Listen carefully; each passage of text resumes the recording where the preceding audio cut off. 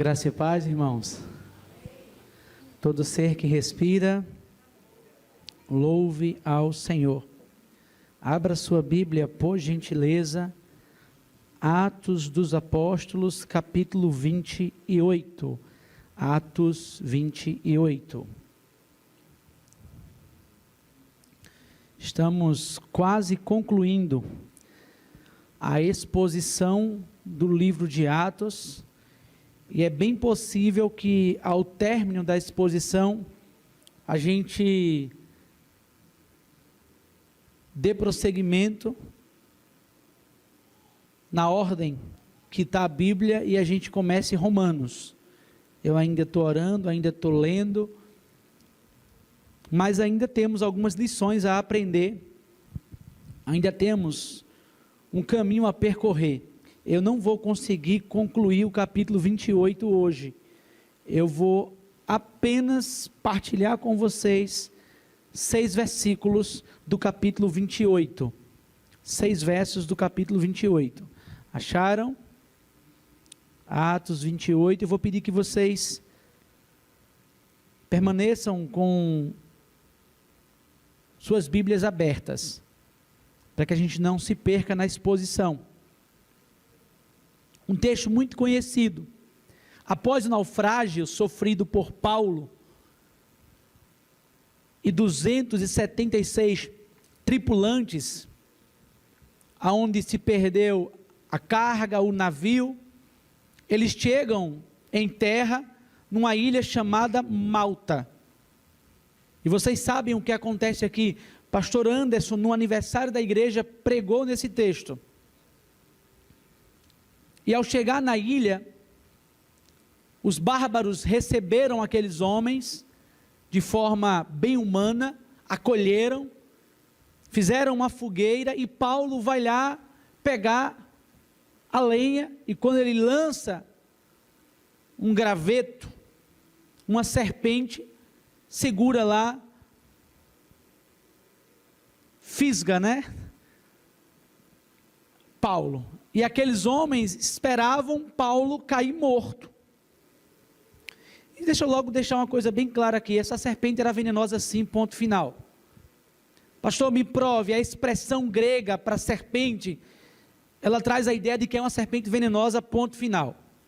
Segunda verdade sobre a serpente ser venenosa ou não, é que aqueles homens da ilha, os nativos da ilha, eles reconheceram que era uma víbora, uma serpente venenosa, e eles esperavam o efeito do veneno, talvez a circulação do sangue, chegar ao coração e Paulo cair, batendo lá, morto. Dudu, Lúcio quer casar, viu? Lúcio quer casar, está me trazendo água. Não, quem tem que trazer o garrafão é Edu, não é Lúcio não. Lúcio já fez a parte dela, trouxe só o copo com a água. Obrigado, Lúcio. Irmãos, vamos ler o texto, para não ficar apenas com as minhas palavras. Uma vez em terra, obviamente após o naufrágio, verificamos que a ilha se chamava Malta. Os bárbaros trataram-nos com singular humanidade, porque acendendo uma fogueira, acolheram-nos a todos por causa da chuva que caía e por causa do frio. Tendo Paulo ajuntado e atirado à fogueira um feixe de gravetos, uma víbora, fugindo do calor, prendeu-se-lhe a mão. Quando os bárbaros viram a víbora pendente da mão dele, disseram uns aos outros: certamente este homem é assassino, é homicida, porque salvo do mar a justiça não deixa viver. Porém ele, sacudindo a víbora no fogo, não sofreu mal nenhum, mas eles esperavam que ele viesse a inchar, ou a cair morto de repente. Mas depois de muito esperar, vendo que nenhum mal lhe sucedia, mudando de parecer, diziam ser ele um Deus. Que mudança rápida, né? Vamos orar mais uma vez? Pai, muito obrigado por tua palavra lida, nos ajuda agora na explicação e na aplicação, que possamos abrir os nossos corações para que o Senhor fale conosco, para que o Senhor fale aos nossos corações, em nome de Jesus. A igreja diz, eu vou virar aqui rapidinho para tirar aqui o negócio, viu? E não vou dizer a vocês o que é que eu fui tirar, que eu esqueci de novo. A contenção, eu estou esquecendo direto. Ô Pedro, me ajude. Quando eu tiver com contenção na boca, me lembra para eu tirar que você usa. Irmãos, primeira lição, versículo de número 3. Tendo Paulo ajuntado e atirado à fogueira um feixe de gravetos, uma víbora, fugindo do calor, prendeu-se-lhe a mão. Paulo aqui, Sossô e Jalom, ele estava numa condição de escravo, ponto final. Ele apelou para César, por isso que ele estava sendo conduzido a Roma. Ele era um prisioneiro, e na condição de prisioneiro, não sei se vocês lembram, no mar não deram ouvido a Paulo, e Paulo disse, olha, nós não podemos continuar a navegação, porque vamos perecer. Então um preso, um escravo, não tinha muita escolha, lhe cabia ao descer do navio trabalhar. E o que é que Paulo estava aqui fazendo? Pegando a lenha para manter a fogueira acesa. Primeira lição que eu aprendo, irmãos, um escravo, e Paulo aqui está na condição de escravo, não tem escolha, não tem direito, ele se submete ao seu Senhor. E por favor, não achem que eu estou interpretando o texto de forma equivocada. Paulo, ele se submeteu, mas ele poderia ter sido solto, porque crime algum encontraram em Paulo. O próprio imperador, o próprio governador, eles disseram, olha, nós podemos soltar este homem, mas ele recorreu a César. Vocês lembram dos jovens moravianos? É moravianos, não é isso? Que eles se venderam como escravos para que Deus pudesse usá-los. Paulo aqui estava na condição de escravo, mas não no sentido humano da palavra. Paulo não era escravo de Roma, Paulo não era escravo do Império Romano, Paulo era escravo de Cristo, amém, irmãos? Ele estava ali tendo uma certeza, uma convicção, que Deus estava o conduzindo a Roma, para que em Roma ele pudesse anunciar o Evangelho. Então eu percebo a submissão de Paulo como escravo, mesmo como cidadão romano, ele se submeteu à escravidão. Leiam comigo, por gentileza, Romanos capítulo 1, versículo 1, para que vocês não digam que o pastor está ficando meio doido. Romanos 1, verso 1.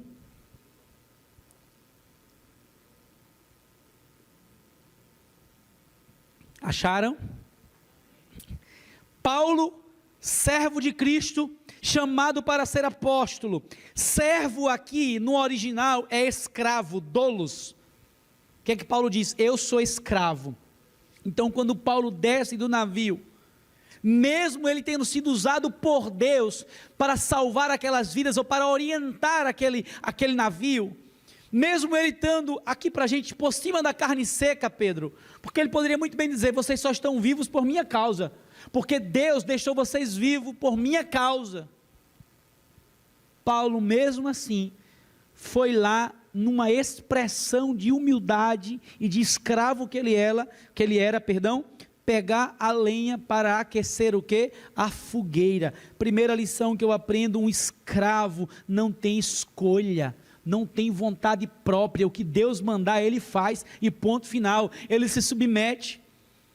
Um escravo, um servo do Senhor, a expressão doulos no original, escravo, servo, ele está para apanhar lenha, como ele está para pregar, ele está para falar para os imperadores, como também para estar numa ilha preso, catando lenha para aquecer uma fogueira. Ele não escolhe, ele se submete ao que Deus manda. E por favor, mais uma vez, não olhem para a expressão escravo no sentido humano da palavra. Paulo era escravo de Cristo. Ele diz aos romanos, escrevendo a sua carta aos romanos, esta cidade que ele está indo visitar, eu sou escravo de Cristo, não do Império Romano, não da religião, não dos homens. Estas correntes que me prendem, elas me prendem por causa de Cristo. Eu estou preso por causa de Cristo. Irmãos, nossa submissão, nosso serviço, nossa humilhação é simplesmente por causa de Cristo, amém? Homem nenhum, mulher nenhuma merece a nossa submissão, merece a nossa escravidão.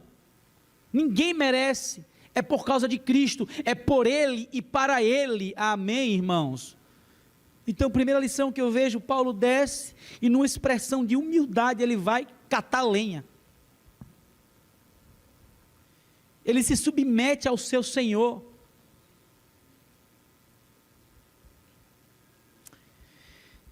Mas eu consigo aprender outras coisas. Eu vou ler mais uma vez o verso 3, mas agora eu vou incluir o 4.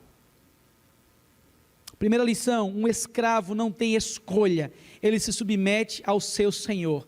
Paulo era escravo de Cristo. Paulo se submeteu àquilo ali por amor à causa de Cristo, por amor a Cristo. Ele não precisava estar ali, ele podia muito bem ter sido solto lá no passado. A prova é que quando ele chega em Roma, a primeira coisa que o império faz é permitir que ele fique numa prisão domiciliar, porque não havia crime algum nele. Foi uma tentativa de amenizar a situação de Paulo. Paulo estava aqui por submissão ao seu Senhor. Ele sabia que era escravo apenas de Cristo, não do homem. Mas vamos ler os versos 3 e 4 mais uma vez. Tendo Paulo ajuntado e atirado à fogueira um feixe de gravetos, uma víbora, fugindo do calor, prendeu-se-lhe a mão. Quando os bárbaros viram a víbora pendente da mão dele, disseram uns aos outros: certamente este homem é homicida, certamente ele é assassino, porque salvo do mar do naufrágio, a justiça não o deixa vivo, não o deixa viver. Eu já falei isso e está se tornando meio que jargão. Eu estou pregando e eu falo isso várias vezes, mas não tem como eu fugir do que o texto está mandando eu dizer. Nossa trajetória cristã inclui naufrágios e até serpentes venenosas. Nossa trajetória cristã inclui naufrágios e até serpentes venenosas. Eu não vou demorar muito nessa lição, porque é uma lição que eu já falei aqui. O que é que o salmista diz? Ainda que eu passe pelo vale da sombra da morte, mesmo Paulo sendo submisso a Deus, mesmo Paulo sendo escravo de Deus, ele não foi isentado, ele não foi imunizado do naufrágio ou da picada, ele foi imune da morte, do veneno e do naufrágio, mas ele passou por tudo isso. A teologia moderna é uma teologia que nos impulsiona, ou que nos ensina a não passarmos pelo naufrágio, a não sermos mordidos pela víbora. Mas eu consigo acreditar num Deus que ainda que a água suba, que ela aumente, ela não vai me afogar, ainda que o fogo esquente, ele não vai me queimar. Não há isenção de fogo, não há isenção de água, não há isenção de mordida de cobra, não há isenção de naufrágio, mas há garantia, Deus está conosco, amém? Eu prefiro crer nessa teologia, eu prefiro crer numa teologia que a víbora pode me fisgar, pode morder minha mão, ela pode, mas eu só vou morrer se Deus quiser. Eu prefiro acreditar que o naufrágio ele vai um dia chegar à minha casa, mas se a minha casa for solidificada na rocha, o vento vai bater, vai soprar, mas nós não vamos cair, amém, irmãos? Eu não acredito numa teologia mentirosa e vaga e vazia, que diz que a nossa vida cristã não inclui serpentes venenosas, não inclui o naufrágio, inclui sim, mas de todos eles o Senhor vai te fazer passar, amém? De todos eles o Senhor está com você. E aqui eu vejo uma terceira lição, irmãos. Eu quero ler agora o versículo 5. Observem, quem é que já foi mordido por uma cobra? É mordido, Germana, me ajuda? É mordido? Picado? São ferrões, né? Presas. Depois vocês me ajudam aí, tá? Alguém aqui já foi? Eu já fui por escorpião 2 vezes. E os 2 infelizes morreram na hora. O sangue ruim é o sangue do pastor. E vocês estão rindo, mas é verdade. Pergunta a minha esposa. O último pegou no meu pé, segurou e ficou preso. E eu fiz, sai, infeliz. Fui lá na Cristolândia, o Bruno estava do meu lado, eu até pequei. Sai, sai, sai. Falei uma besteira que não deveria ter falado. Eu xinguei o escorpião, viu? Sai, sai, filho da beba. Ele caiu durinho. Mas doeu e ficou inchado. Mordida, né? Eu sabia que era mordida, olha aí. Obrigado, Berão. Eu não sei se alguém aqui já foi mordido por uma cobra. E não sei também se você fosse, você agiria como Paulo agiu. Olha a naturalidade. Versículo 5. Acharam aí? Porém ele fez o quê? Sacudindo o réptil no fogo. Não sofreu. Sai daqui. Irmãos, vocês vão me chamar de doido, mas vocês vão entender o que eu quero dizer. Ele saiu ileso, ele sacudiu, e ele saiu como, irmãos? Ileso, sem nada acontecer com ele. Terceira lição que eu aprendo: Deus pode nos fazer sair ilesos do veneno mais mortal. Deus ainda pode nos fazer sair ilesos do veneno mais mortal. Eu não estou forçando o texto, eu não estou alegorizando o texto, isso é um texto literal. O veneno pegou Paulo e mesmo assim ele saiu como, irmãos? Ileso. Deus ainda nos livra, Deus ainda nos dá o escape, nós ainda sim podemos entrar numa fornalha e podemos sair sem sequer uma queimadura, nós podemos entrar sim na cova dos leões e sairmos sem sequer sermos mordidos, ainda podemos sim, porque o diferencial é o nosso Deus que está conosco, amém, irmãos? Podem lançar veneno, podem, colocar você numa cova, podem fazer o que for, Deus ainda pode fazer com que você saia ileso, amém, irmãos? O livro de John Fox, chamado Livro dos Mártires, a minha edição é uma edição bem antiga, mas tem uma edição nova. Ele conta o modo como cada apóstolo morreu. Ele pega relatos bíblicos, Thalita, e ele pega relatos históricos.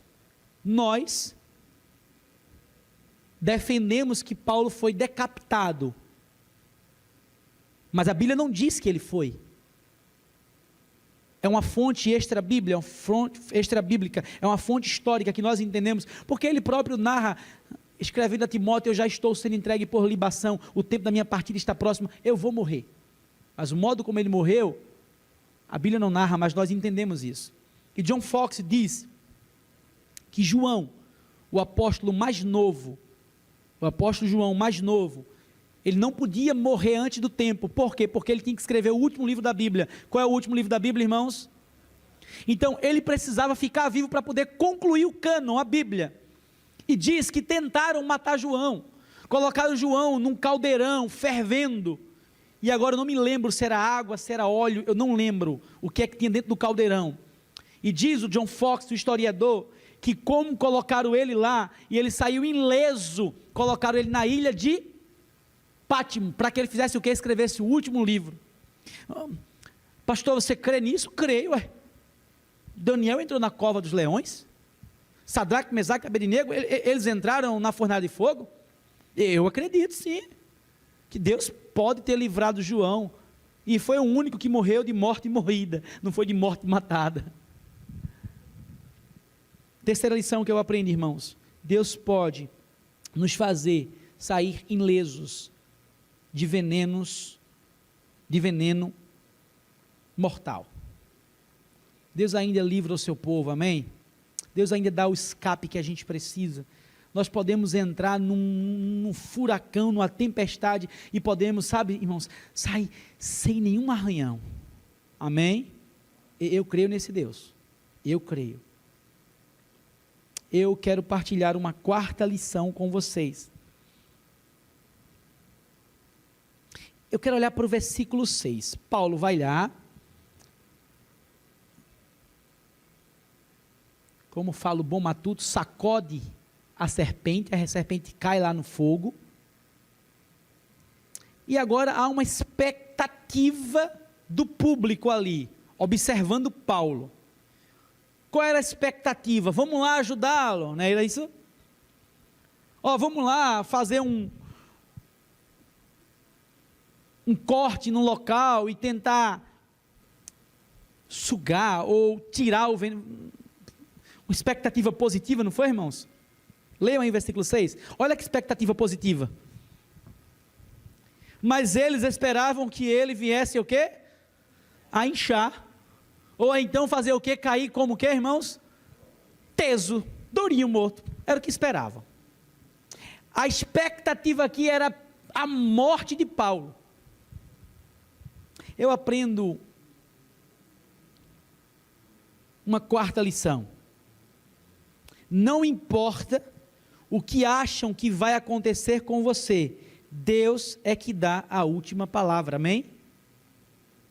Não importa aqueles que estão olhando para mim, aqueles que estão olhando para você, mesmo após uma tempestade, mesmo após uma mordida de uma serpente venenosa, não importa o que acham que vai acontecer comigo, o que vai acontecer com você, não importa.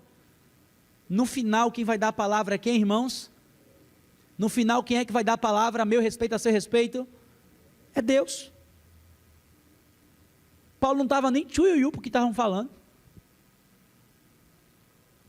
Eu não sei se Cecília já foi mordida por uma cobra, já? Irmão, se eu fosse, eu nem precisava de sirene, porque eu saía gritando até o hospital. Do jeito que eu sou frouxo, oxe.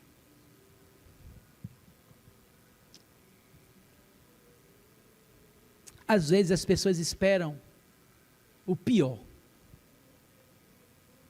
Esperam a destruição da nossa vida, a destruição do nosso lar, a destruição dos nossos sonhos, a destruição daquilo que Deus construiu. Às vezes as pessoas ficam só esperando, sabe, está ali, está a ruína, a queda. Já que o pastor Talmi chegou, eu vou abrir um parênteses aqui, só que vai ficar gravado, né? Mas tem nada não. Às vezes as pessoas, Talmi, lá de fora, elas esperam isso da gente. O ruim é quando as pessoas de dentro esperam isso da gente. Não sei se o pastor já ouviu isso, Jalon já ouviu, Sossô já ouviu, porque são pais de um pastor. Tu viu o pastor fulano caiu, é? Até no meio pastoral, parece que os pastores esperam para ver quem vai cair.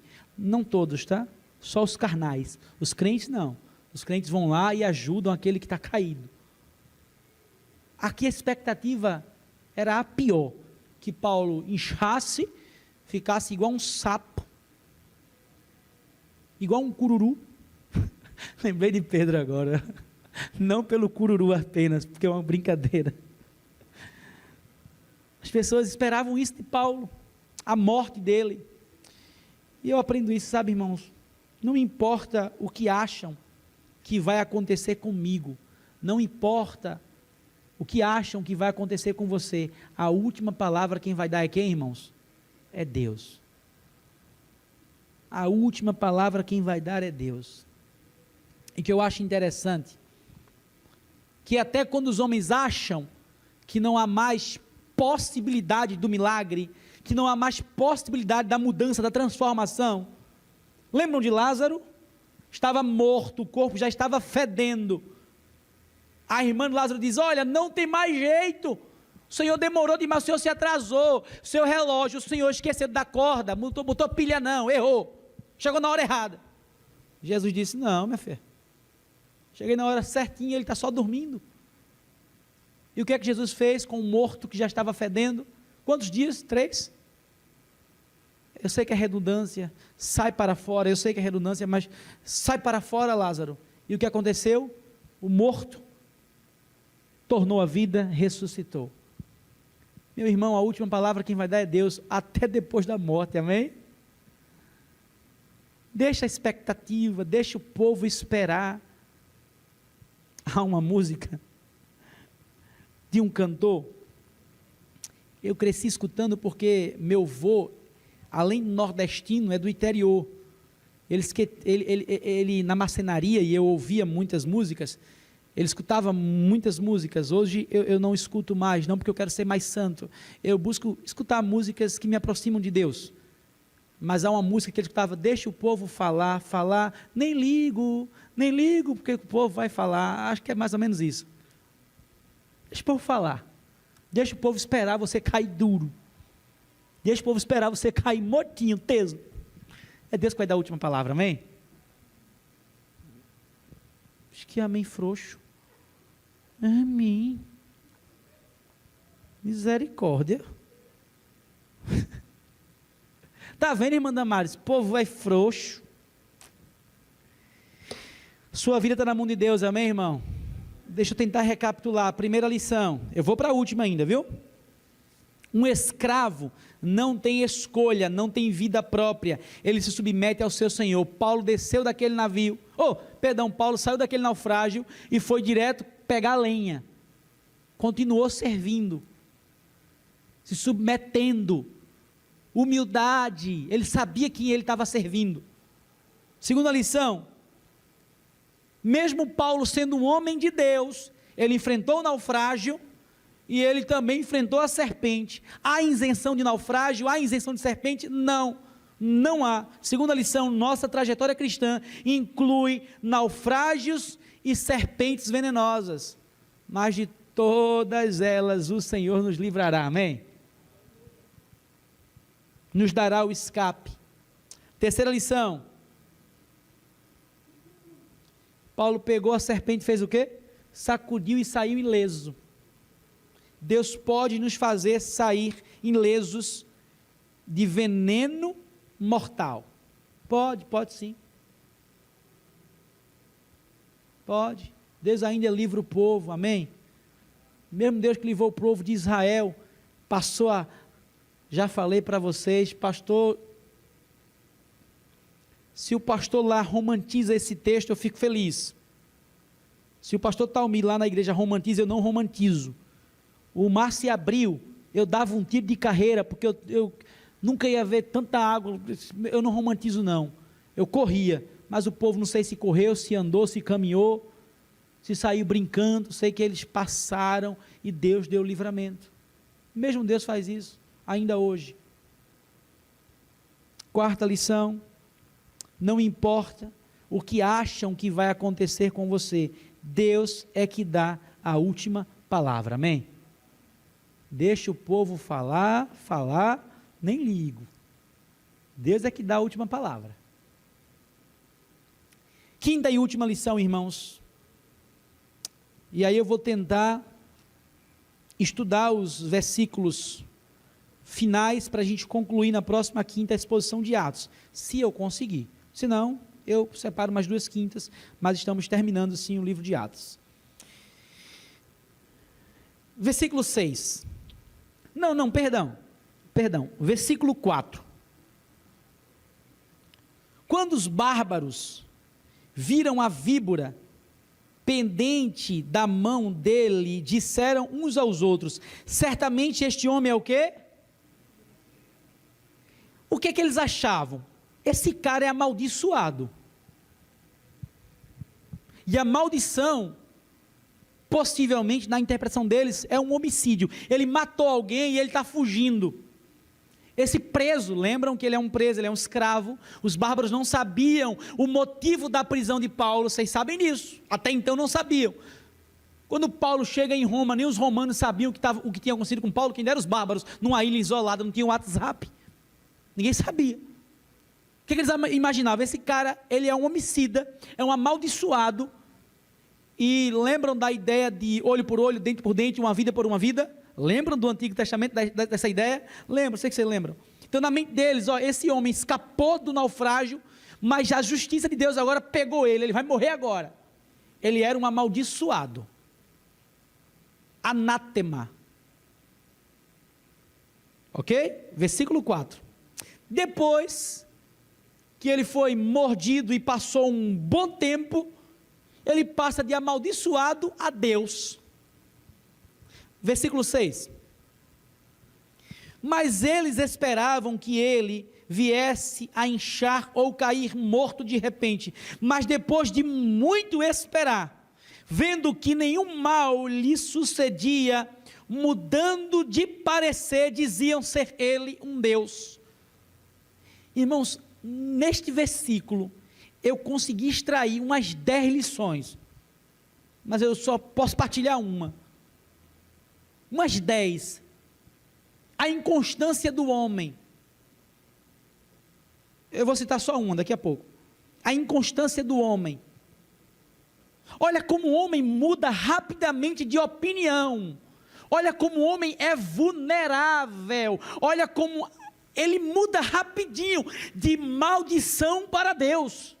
E isso não é a primeira vez que acontece com Paulo não.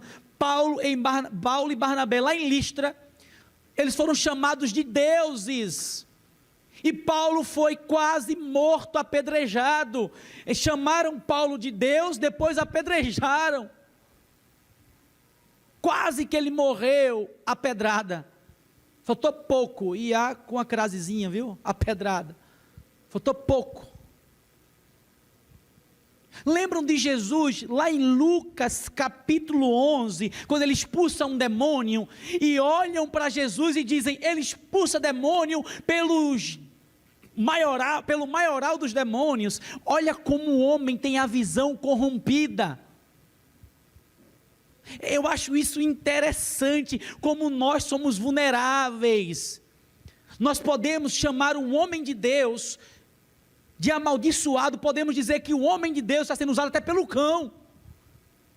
Ora é homem de Deus, ora é filho do cão.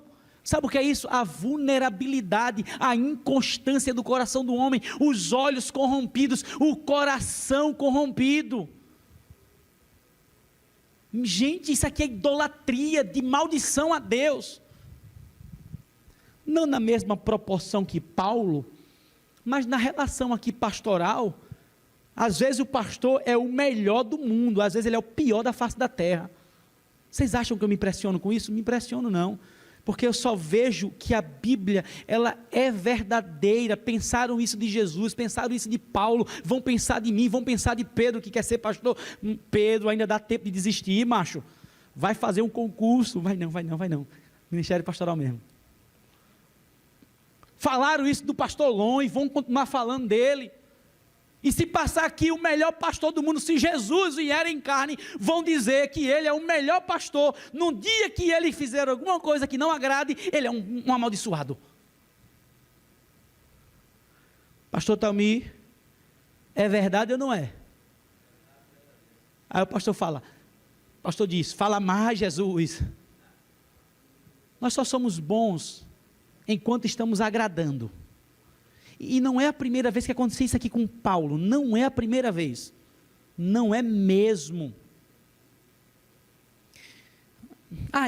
Um monte de lição. Na verdade eu fiquei até em dúvida, o que construir com esse último versículo. Aí, o que é que eu construí? Somos facilmente enganados, pronto, quinta lição, somos facilmente enganados. Podemos chamar alguém de filho do diabo, e chamar a mesma pessoa de filho do cão, simplesmente porque os nossos olhos são corrompidos, simplesmente porque o nosso coração é enganoso. Sabe por que eu gosto de trabalhar a exposição bíblica? Porque eu não escolho o texto que vou pregar. Se eu escolhesse o texto que eu ia pregar, qual era o risco? Escolher o texto para falar. Não. Eu fiquei impressionado com isso aqui. E os comentaristas dizem, eu, o Wembley, posso cometer esse mesmo erro, idolatrar alguém, ou até dizer que alguém é filho do diabo sendo filho de Deus. Quero finalizar, irmãos. Paulo passou de assassino a um Deus. Que mudança! Que mudança radical! Que Deus tenha misericórdia de nós, irmãos. Que Deus limpe os nossos olhos, porque se eles forem maus, todo o nosso corpo será mau. Que Deus limpe o nosso coração para a gente não ser enganado, porque somos facilmente enganados. Eu vou contar 2 testemunhos para eu orar.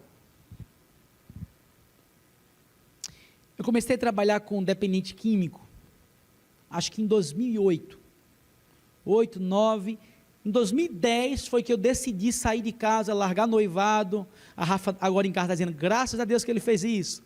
Eu também digo mesmo, meu amor, digo mesmo, viu? Gazeando o culto, né, irmã? Ela está cuidando de Benjamin, gente. Em 2010 eu comecei literalmente a morar dentro de projeto para cuidar de dependente químico, como eu também fui um dependente químico. E eu vi muitas coisas, muitas coisas. O Maurício é missionário da Cristolândia, está lá há quanto tempo, Maurício? 3 anos, né? O Maurício já viu muita coisa também. Mas eu já recebi um aluno lá, eu não vou dizer o nome dele, até porque eu não lembro. E esse aluno, sabe, ele endeusava o pastor, endeusava o missionário, o amor da vida dele, a paixão da vida dele. Um dia eu percebi uma esperteza dele, é normal na Cristolândia, pedir roupa, só que a gente dá roupa para quem realmente está precisando. O cara tem 10 bermudas, 5 calças, 2 pares de sapato, 2 pares de sandália, ele não está precisando. O que é que ele está querendo? Aumentar o volume de roupa, para depois fazer o quê, Maurício? Sair e vender lá fora. Ou então sair com a quantidade boa de roupa, mas a gente sabe o resultado, vai acabar trocando se ele não sair bem. E aí ele me pediu roupa, e eu nunca havia dito não para ele. Eu disse, meu irmão, você não está precisando de roupa. Eu não vou te dar roupa, porque eu sei que você não está precisando. Essa é a 3ª vez que você me pede, e todas as vezes eu dei, dessa vez eu não vou poder lhe dar, porque tem outros alunos que chegaram há pouco tempo, que nem sequer tem a quantidade de roupa que você tem. Lembro que eu falei isso, mas em um outro momento, quando eu perceber que todos estão bem supridos, eu vou lá e lhe abençoo, vou lá e tiro isso aqui, em Maceió. Foi só eu falar isso, quando eu fechei a boca, ele disse, você é um usado pelo cão, você é um endemoniado, já acabou o senhor, agora é você, de senhor, agora é você é um avarento, anda aí de carro, não sabia ele que o carro nosso, a junta nunca deu R$1, eu e Rafa que pagava. Não sabe ele o que nós largamos lá em Recife para vir para cá, na condição que nós fizemos isso. E ele começou a esculachar, mas aquilo me fez tão mal, e eu decidi no meu coração, eu vou sair desse projeto, fico mais não. Deus depois foi, tratou meu coração e disse, não é pela ingratidão de um, que você vai abandonar os demais. Como uma pessoa, consegue mudar rapidamente de opinião. Vou finalizar contando o outro da mesma coisa, eu neguei algo para ele, eu disse não para ele, eu o confrontei porque ele fez uma coisa errada no projeto. Thalita, esse cara disse que ia me matar, ele disse, eu estou saindo agora do projeto, primeira esquina que eu lhe ver, eu lhe mato, ou de facada ou de tiro, está certo? Deus lhe abençoe. Ele foi embora. E minha paz, quando parava no semáforo? Não perdi, não. Perdi, não, irmãos. Medo, sim. Frouxo, sim. Mas perder minha paz, perco nada. Ligaram para mim, Pedro, lá na Cristiana de Recife. Esse segundo fato foi em Recife. Eu ainda estou nessa ideia dos bárbaros, como eles mudaram de opinião rápido. Um radical me liga. Pastor, sabe quem está aqui no prédio da Missão Cristolândia? Quem? O Júlio. O que lhe ameaçou de morte. Aí eu disse, tranca a porta, deixa ele aí que eu vou aguardar um abraço nele. Pastor, você está ficando doido? Ele vai matar ninguém não. Vai não. Tranca a porta, deixa ele sair não. Fizeram isso, Pedro. Terminou o atendimento, Júlio, não saia não, fica aqui. Aí eu disse, mas só não conte para ele, porque ele vai ficar aí. Trancaram a porta. Quando eu cheguei, ele me viu. Aí eu já abri o braço, dei um abraço, aí ele começou a chorar. Pediu perdão. Eu disse, meu irmão, lhe perdoo, eu te amo. Pastor, me aceita de volta. Recebi um infeliz de volta. Não deu 2 meses, ele foi embora, dessa vez de novo, vou lhe matar, pastor. Como um homem muda fácil, né? Sabe o que é isso, irmãos? Nós somos facilmente enganados. O nosso coração e os nossos olhos são tendenciosos ao mal.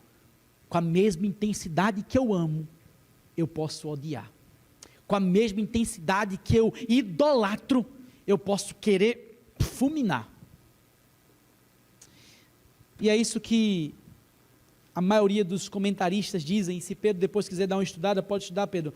Eles vão dizer isso da questão da vulnerabilidade do homem, como o homem consegue enxergar Deus e o diabo na mesma coisa, só que o homem enxerga, porque o que é de Deus, o que é do diabo é do diabo. O problema não está naquilo que está acontecendo, mas está onde? Aqui, está aqui, ó, no modo como eu vejo as coisas. Vamos orar? Deus falou com você, diga amém. Se Deus não falou, diga misericórdia. Você está surdo então. Se Deus não falou com você, diga misericórdia, porque Deus falou comigo, irmãos. Pai, muito obrigado, Senhor, por mais uma noite. Muito obrigado pelo modo como o Senhor falou conosco. Perdoa os nossos pecados e nos ajuda para que possamos continuar servindo e seguindo ao Senhor com alegria, em nome de Jesus. A igreja diz, vamos louvar